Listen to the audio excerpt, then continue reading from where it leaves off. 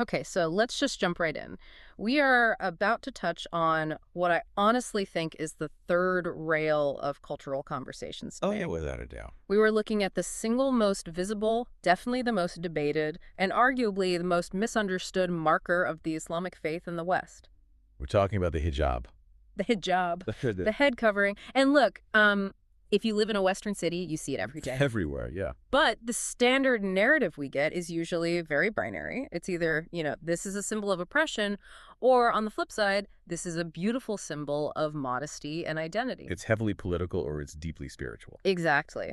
But we have a stack of sources here today for this deep dive. We've got critical notes on the Quranic text, historical analysis of 7th century Arabia, and some really fascinating sociological breakdowns. And those sources suggest the story is, well, a lot more complicated than either of those two mainstream narratives. It is. And what's fascinating about the research we're unpacking today is that it asks us, and it asks you listening, to do something pretty difficult. It asks you to strip away the tradition.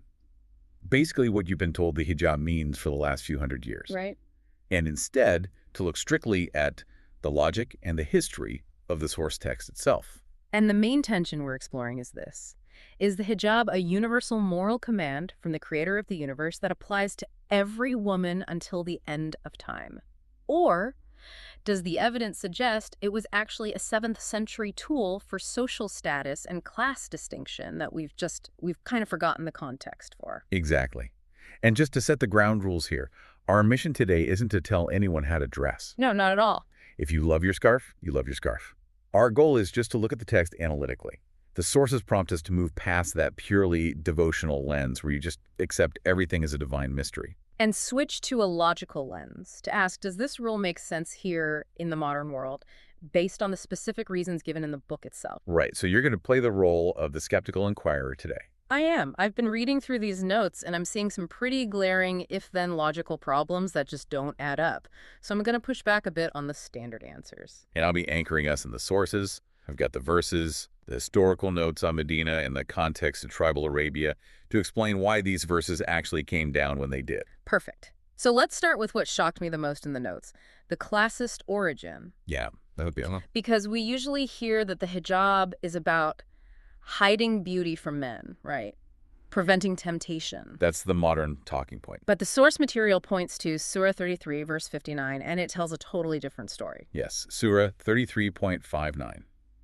This is the heavy hitter. This is the verse that gets cited as the ultimate legal mandate for the jilbab, or the outer garment. Right. The verse basically says, "O prophet, tell your wives, your daughters, and the women of the believers to draw their cloaks, their jilbab, close around them." Okay, so there is the command, wear the cloak. That part seems straightforward. It does.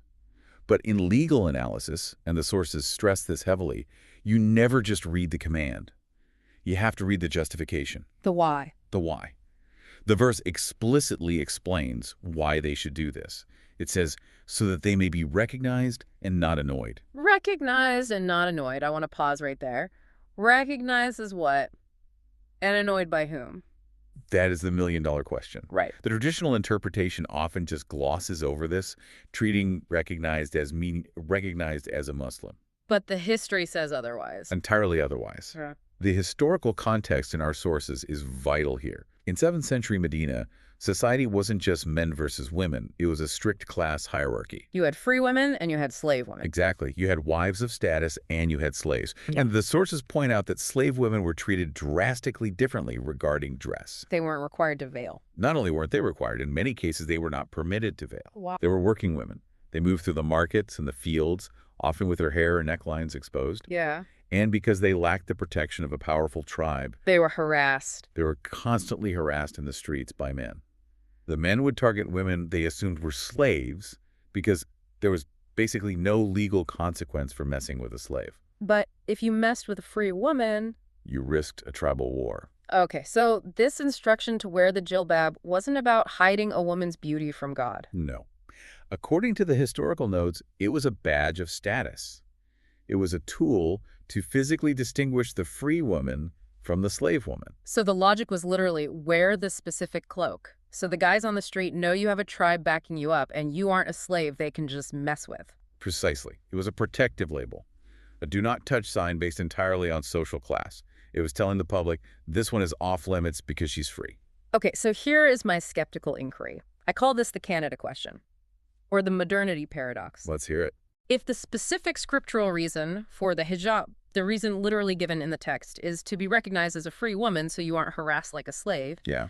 does that law hold up in a modern Western society like Canada? Yeah. Or the UK? We don't have a slave class. That is the exact crux of the argument the sources are making. Right. I mean, if I walk down the street in Toronto, nobody is checking my headwear to see if I'm a slave they can legally harass. That specific danger doesn't exist. It doesn't. So if the danger is gone, doesn't the remedy become completely obsolete? If you follow the strict logic of the verse, yes. In legal theory, there's a maxim. When the reason for the law ceases, the law itself ceases. Makes sense. If the command is conditional, do this so that you are identified as free, and that condition is removed because everyone is legally free, then the command loses its primary function. It's like having a law from the 1800s that says you must carry a lantern at night so horse carriages don't run you over. Now we have streetlights and sidewalks and cars. Carrying the lantern doesn't save you from horses anymore. If you still carry it, you're doing it for nostalgia, not for safety. That's a perfect analogy. And the critique in the sources is that by insisting the hijab is just about modesty today, we ignore that it was originally about privilege. It was separating high-class women from lower-class women. Which is pretty contradictory if the religion is supposed to be about universal equality. The text seems to be reinforcing a class divide. Protect the rich ones, the slaves are on their own. It definitely anchors the text in a very specific time and place, rather than presenting a universal eternal rule. Okay, but the proponents of the hijab usually pivot here. They say, fine, maybe Surah 33 is about slavery, but what about the biology argument? Right, the biological accountability argument. This brings us to the other major text, Surah 24. So Surah 24 verses 30 and 31. This is the big breakdown of who does what. Correct. Verse 30 starts by commanding men. It tells the believing men to lower their gaze and guard their modesty. Okay, fair enough. Men, look down. Don't stare. Control yourself.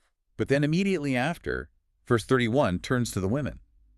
And the list of requirements is significantly longer. A lot longer. It tells them to cover their adornments, draw their veils over their bosoms, and lists exactly who can and cannot see them. And this is where the logic starts to wobble for me again. If God commanded men to lower their gaze, basically saying, hey guys, you are responsible for your own eyes. Yeah. Why is the practical burden then placed on the women to wear layers of cloth? It's a question of where the actual responsibility lies. The Thor's argument here is really sharp. It asks, if God created men with a weakness for visual distraction. If he made them so they supposedly can't help but look. Right. Then why didn't he fix the man's brain? Yes. Yeah. It's the engineer's dilemma. If I build a robot that malfunctions every time it sees sunlight, I don't try to blot out the sun, I fix the robot's sensor. Exactly. Why is the solution that women must cover up in the summer heat rather than men must develop better self-control? It suggests a worldview where men are viewed as almost inextricably predatory. Like uncontrollable animals. Yes. And because the man is viewed as having this uncontrollable urge, the woman's body becomes the thing that must be policed to keep the peace. And specifically her hair. Can we talk about the hair thing? Because the sources call this the hair paradox. It was a bit of a paradox. It's baffling. Biologically, hair is just protein filaments, keratin, dead cells pushed out through the skin. Men have hair, women have hair. Why is the hair on a woman's head suddenly a moral crisis? The sources ask a great Socratic question here. Does the creator of the universe really find a ponytail threatening? Exactly. It sounds ridiculous when you say it out loud. I created the galaxies, the black holes, the subatomic particles, but that woman's bangs are a massive problem. It goes back to that idea of temptation. But the source notes challenge this dogma with just basic common sense. If God created women with hair and created it to be visible, unlike internal organs, why is it suddenly a sin to show it? Does a piece of cloth on top of the head change the quality of the woman's soul? That is the key question. Does the cloth change the soul? And that leads us perfectly into the next section. The sociological stuff. Yeah, because the sources mention a very specific behavior in these communities that proves, well, it proves that even the people inside the community don't really believe the cloth changes the soul. You're talking about the selective hijab. The selective hijab, or the wedding mirror, as they called it. Right. This is from the sociological observations in our source stack. It notes that in many of these communities, maybe even your own community if you're listening, there's a pattern. A very clear pattern. Women might wear the hijab religiously for the grocery store, the school run, going to the office. But then a wedding comes up, or a ladies-only party, or even a mixed family gathering where male cousins are present. And suddenly the hijab is gone. Or it's styled in a very loose way that shows half the hair, and they're wearing full makeup and form-fitting dresses. And the reaction isn't horror.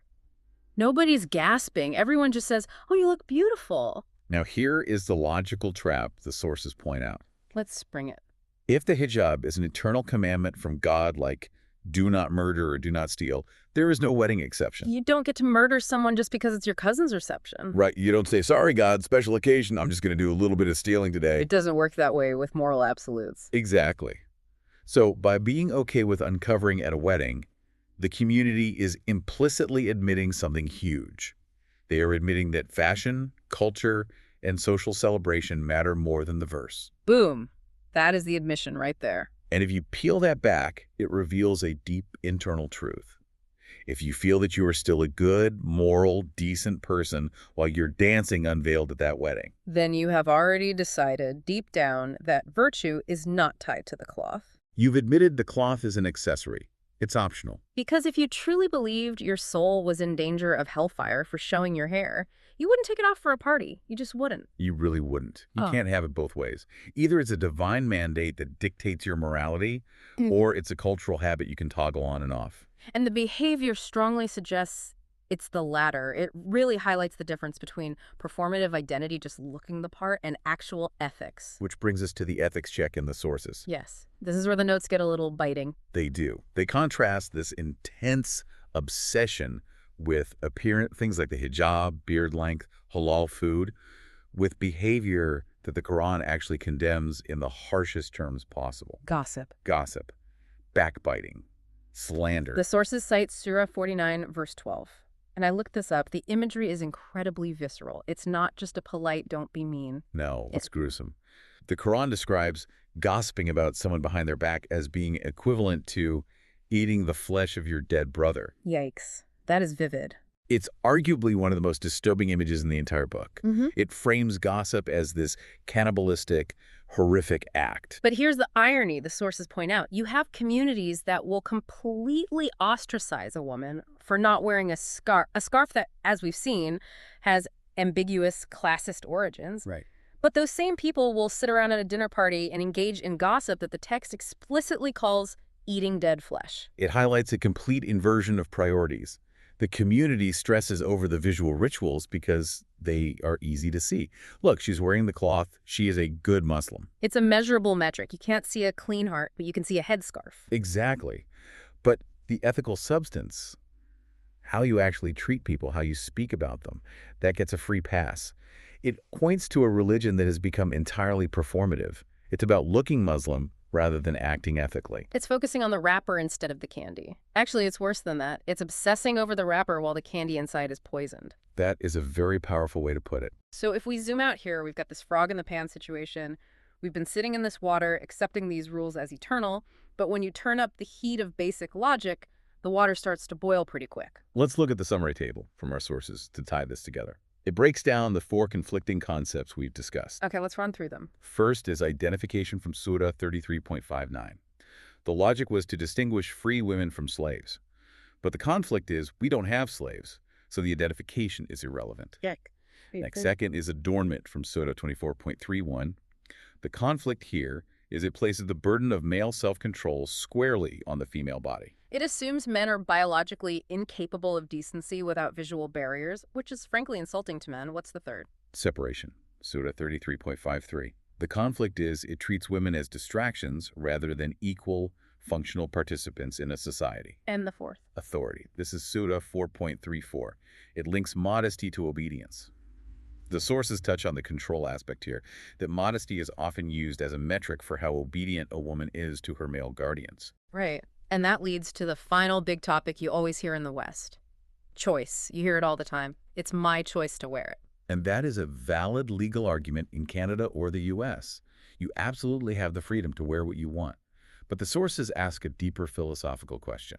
Because in places like Afghanistan or Iran, There is zero choice. It's enforced by law. Exactly. But even here in the West, where there is legal choice, is there religious choice? Right. If the doctrine tells you from childhood that you must wear this to be pure or clean or safe from hellfire, does that leave room for a genuine, uncoerced choice?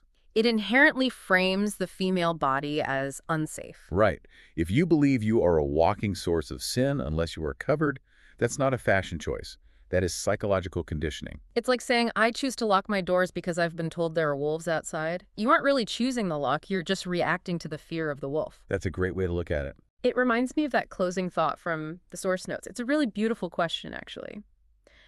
Don't you think you are good enough exactly as God made you without the need for a 7th century identification cloak?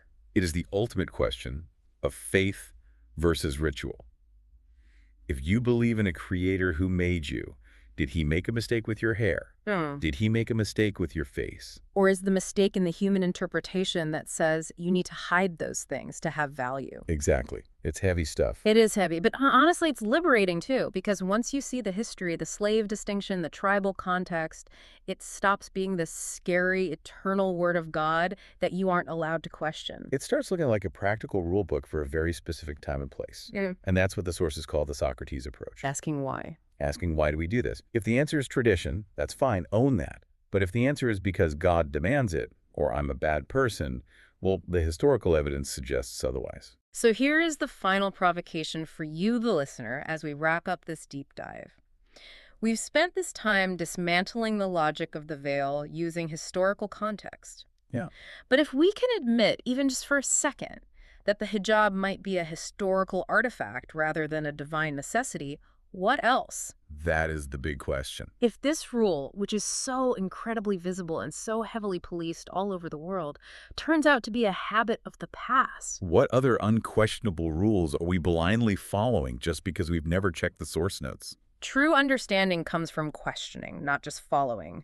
We encourage you to look at the sources yourself. Go read Surah 33 and 24 with fresh eyes. Don't just take our word for it. And don't be afraid of what you might find. Logic is not the enemy of faith. It's the enemy of blind habit. Thanks for jumping into this deep dive with us today. I'll see you next time.